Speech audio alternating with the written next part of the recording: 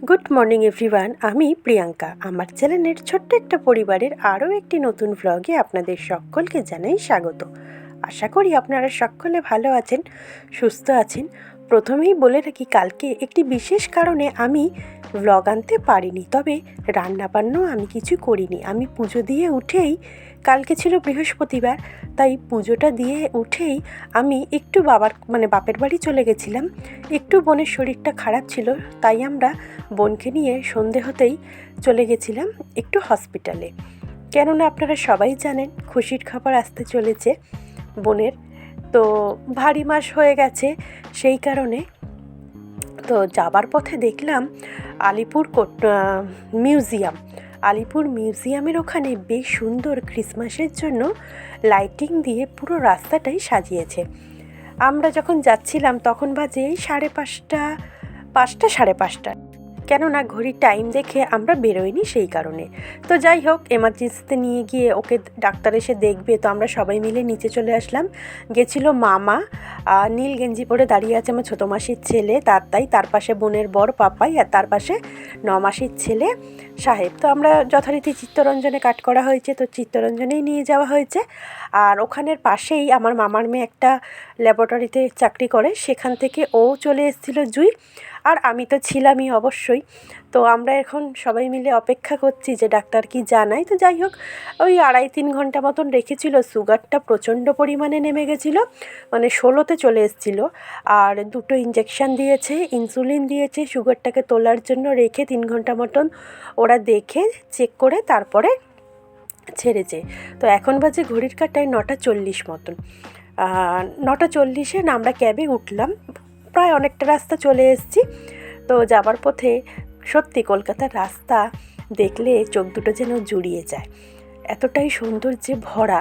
আর চারিদিকে এত লাইটিং, এত কিছু ক্রিসমাসের জন্য সাজানো হয়েছে রাস্তাঘাট, বেশ ভালো লাগছিল। তবে আমি কাল রাতেই বাড়ি ফিরে এসেছি, বোনের বর দিয়ে গেছে স্কুটি করে।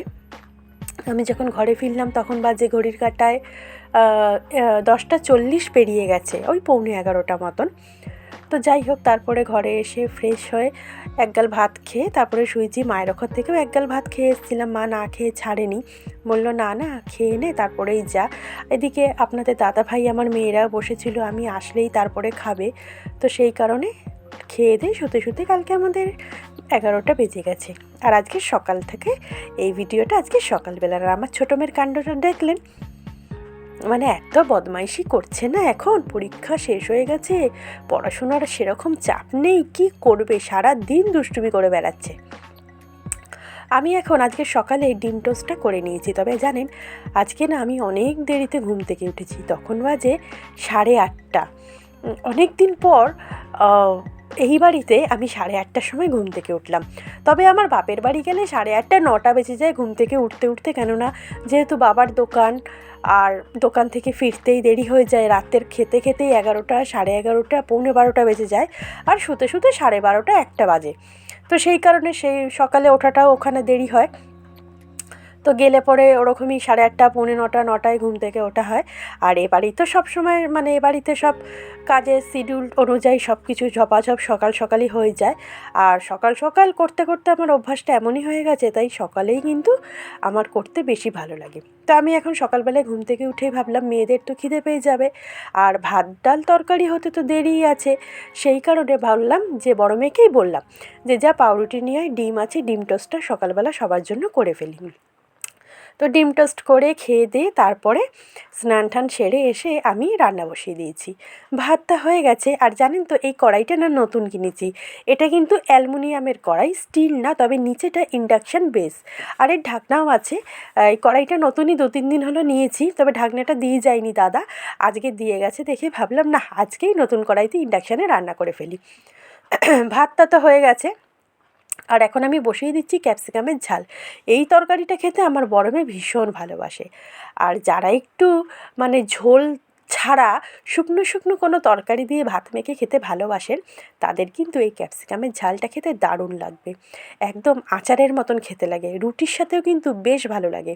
প্রথমে কালো জিরে ফোড়ন দিয়ে টুকরো করে কেটে রাখা ক্যাপসিকামগুলি দিয়ে কিছুটা ভাজা করে নিয়ে কেটে রাখা টমেটোটা দিয়ে দিলাম আর সাথে দিলাম লবণ আর মিষ্টি। এইবার দিয়ে নেড়ে চেড়ে ঢাকনাটা চাপা দিয়ে দেবো। আর ঢাকনাটাও না, কড়াইটাও যেরকম ভারী, ঢাকনাটাও কিন্তু বেশ ভারী। জিন্দাল কোম্পানির, তবে স্টিল না, অ্যালুমিনিয়ামের। ঢাকনাটা স্টিলের দিয়েছে, কড়াইটা কিন্তু অ্যালুমিনিয়ামের। তবে কড়াইটা না বেশ সুন্দর দেখতে। কালকে নয় আপনাদের কাছ থেকে একটু দেখাবো। ওই ননস্টিকের তো একটা আমার আছেই, আপনারা দেখেছেন, ওটা প্রেস্টিজের। আর এইটাও জিন্দালের। কড়াইটা বেশ সুন্দর। আর এখন বেশ কিছুক্ষণ ভাজা ভাজা করে নিলাম। টমেটোটাও বেশ মেল্ট হয়ে গেল ভালো মতন। আর তারপরে দিয়ে দিলাম লঙ্কা হলুদ গুঁড়ো আর সামান্য একটু আদা জিরে বাটা দিয়ে, সামান্য একটু জল দিয়ে, তবে বেশি জল দিয়ে কিন্তু ফোটাবেন না। আর ক্যাপসিকাম তো অল্প সিদ্ধতেই বেশ সিদ্ধ হয়ে যায়, সেই কারণে ওই ঝাল যেহেতু বলেছি যে বেশ জল দিয়ে ফুটিয়ে রান্না করবেন, সেটা করলে কিন্তু সেই রকম টেস্ট পাবেন না। আমাকে দেখছেন একটু একটু জল দিয়ে মশলাটাকে কষিয়ে নিয়ে এবার আমি ঢেকে দেবো। ইন্ডাকশানটা আমি দিয়েছিলাম 200-তে, দিয়ে ঢাকনাটা চাপা দিয়ে দিয়েছিলাম। বেশ মিনিট 15 পর তুলে দেখলাম সুন্দর ক্যাপসিকামটাও মজে গেছে। আর ওপর থেকে ধনেপাতাটা ছড়িয়ে দিলাম। খেতে কিন্তু দারুণ হয়েছিল। আমার বড় মেয়ে খেয়ে বলল। রান্না হয়ে যাওয়ার পরেই দুই বোনে প্লেটে করে একটুখানি টেস্ট করলো। আর টেস্ট করে বলল, মা বেশ সুন্দর হয়েছে ক্যাপসিকামের ঝালটা। আর ওই যে দেখেন আমার ছোটো মেয়ের বদমাইশিটা, বারবার ক্যামেরার সামনে চলে আসছে, নাচানাচি করছে, মানে কী যে করবেও ভেবে উঠতে পারছে না। তো যাই হোক, ক্যাপসিকামের ঝালটা আমার হয়ে গেছে। আর আজকে যেহেতু রান্নাটা আমার বেশ অনেকটা দেরিতে বসিয়েছি, তখন বসিয়েছি বাজে 11টা 15, ভাত নামিয়ে ক্যাপসিকামের ঝাল হয়ে গেল। আর এদিকে এখন আমি ডিমের ঝোল করে নেব। আমার ডিমটা না আমি অমলেট করেই ডিমের ঝোলে দিই। আমার ডিমের সাদা অংশটা খেতে একদম ভালো লাগে না, সেই কারণে আমি যখনই ডিম খাই তখন আমার ডিমটা অমলেট করে দিয়ে দিই। আর অমলেটটা খেতে আমার বেশ ভালোই লাগে। কালকে অনেক রাত্রিবেলা স্কুটি করে আসাতে সোয়েটার টুপি পরেই এসেছি, তবে ঠান্ডা হাওয়াতে গলাটা আজকের একটু খুসখুস করছে। তো যাই হোক, আমার যেহেতু ঠান্ডার ধাঁচ, সেই কারণে বুঝতে পারলাম গলাটা হয়তো কাল পরশু নাগাদ খারাপ হতেও পারে। তাই ভাবলাম না, আজকের ভিডিওটা আপনাদের সঙ্গে শেয়ার করেই ফেলি। আমি জানি অনেকখানি রাত হয়ে গেল ভিডিওটা শেয়ার করতে, প্লিজ কিছু মনে করবেন না। আর কালকে ব্যস্ত ছিলাম দেখে কালকের কোনো রকমের ভিডিও আমি করতে পারিনি, শ্যুট করতে পারিনি, তাই কোনো শেয়ারও করতে পারিনি। তবে শ্যুট করেছি অল্প কিছু। আর আজকের পুরোটাই কালকের থেকে আজকের পুরো ভিডিওটাই আপনাদের সঙ্গে শেয়ার করলাম। তবে ওই যে বললাম একটু রাত হয়ে গেল, কি করব বলুন, সংসারের কাজকর্ম সেরে তারপর তো এই ইউটিউবটা নিয়ে বসতে হয়। তবে যাই হোক, ডিমের অমলেটটা তুলে রেখে বাকিদের জন্য সেদ্ধ করা ডিমগুলি হলুদ দিয়ে ভেজে নিচ্ছি। এইবার কিছুক্ষণ ভাজার পরে ডিমটা তুলে নেব আর কেটে রাখা আলুটাও ভাজা বসিয়ে দেবো। তবে ইন্ডাকশানে এই কড়াইটাতে রান্না করে আমি দেখলাম বেশ তাড়াতাড়ি কিন্তু রান্না আমার হয়ে গেছে। 11টা 15-এ রান্না বসিয়েছি, 1:45-টার মধ্যে রান্নাবান্না কমপ্লিট হয়ে গেছে। ভাত, ক্যাপসিকামের ঝাল আর ডিমের ঝোল, আজকের আমাদের এই রেসিপি ছিল।